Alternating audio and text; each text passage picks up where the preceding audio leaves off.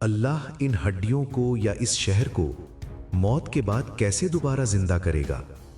کیا وقت کی رفتار کو کبھی روکا جا سکتا ہے؟ یا کیا ایسا ممکن ہے کہ کوئی انسان سو رہا ہو اور ابدیت کا بہاؤ اس کے پاس سے گزر جائے مگر وہ اس کا احساس بھی نہ کر سکے؟ آج ہم تاریخ کے ایک ایسے حیرت انگیز سچے واقعے میں داخل ہوں گے جہاں سائنس بھی حیران رہ جاتی ہے اور جہاں اللہ تعالیٰ کی قدرت کی عظیم نشانیاں آنکھوں کے سامنے کھل کر آ جاتی ہیں۔ ذرا ایک لمحے کے لیے تصور کریں کہ آپ دوپہر کو تھک کر سو جائیں اور جب بیدار ہوں تو آپ کو پتہ چلے کہ زمین پر 100 سال گزر چکے ہیں، آپ کے بچے بوڑھے ہو چکے ہیں اور آپ کا جانا پہچانا شہر اب بالکل اجنبی بن چکا ہے۔ سورۃ البقرہ میں اللہ تعالیٰ نے ایسا ہی ایک حیرت انگیز واقعہ قیامت تک کے لیے نشانی کے طور پر بیان فرمایا ہے۔ آئیے ہم اس قدیم زمانے میں چلتے ہیں جہاں کھنڈرات کے درمیان دوبارہ زندگی کا ایک عظیم واقعہ رقم ہوا۔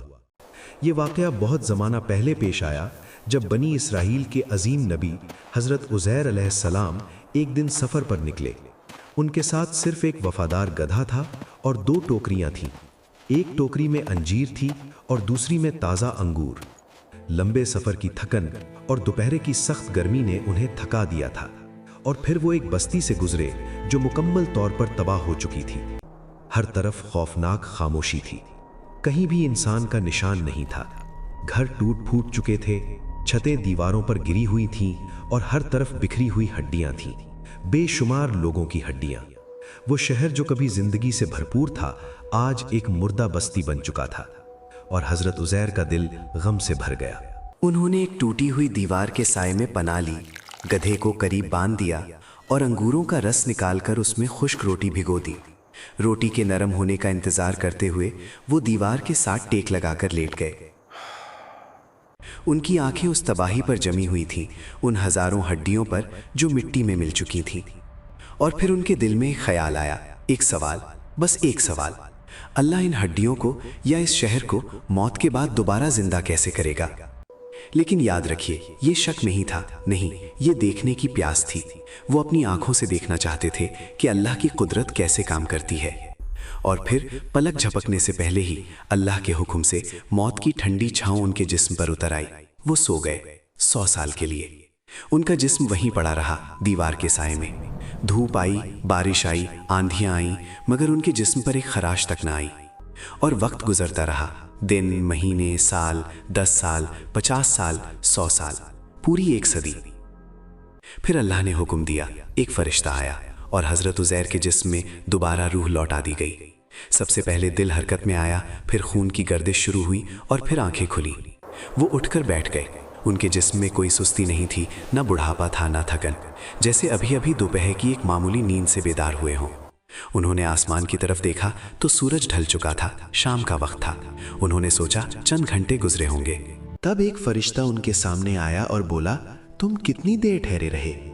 حضرت عزیر نے کہا، 1 دن یا دن کا کچھ حصہ۔ فرشتے نے کہا، نہیں، تم 100 سال ٹھہرے رہے۔ 100 سال؟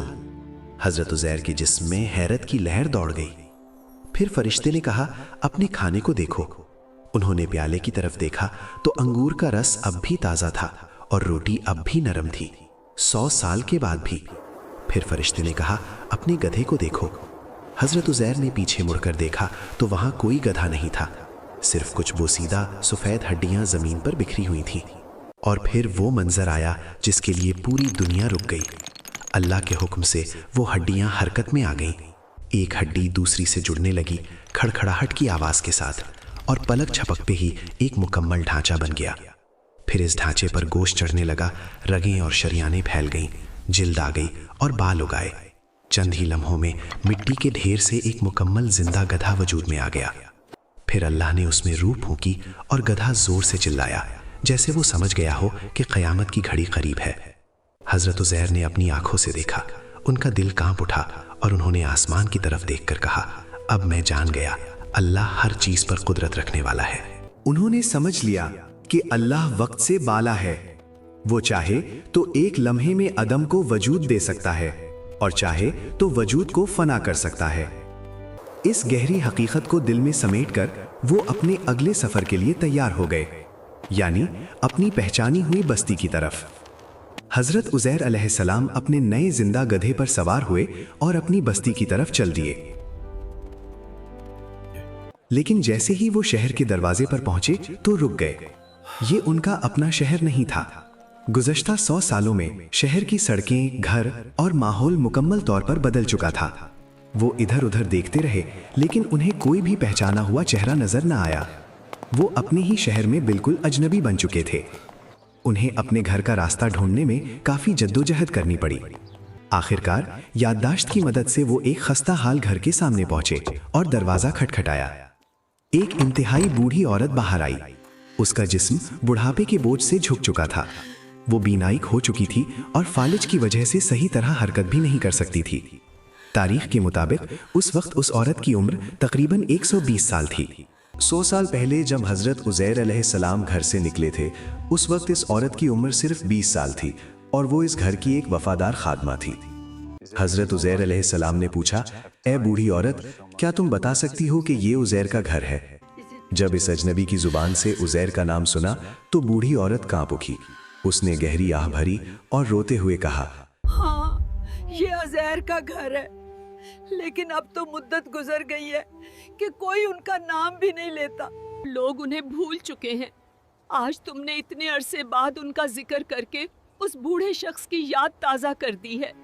یہ سن کر حضرت عزیر علیہ السلام نے پرسکون انداز میں کہا، مت رو، میں ہی عزیر علیہ السلام ہوں۔ اللہ نے مجھے 100 سال تک مردہ حالت میں رکھا، پھر مجھے زندہ کر کے تم لوگوں میں واپس بھیج دیا۔ بوڑھی عورت حیرت اور یقین کے درمیان ڈولنے لگی۔ اس نے کہا، عزیر تو کوئی عام انسان نہیں تھے، وہ ایسے نیک انسان تھے کہ ان کی دعا کبھی رد نہیں ہوتی تھی۔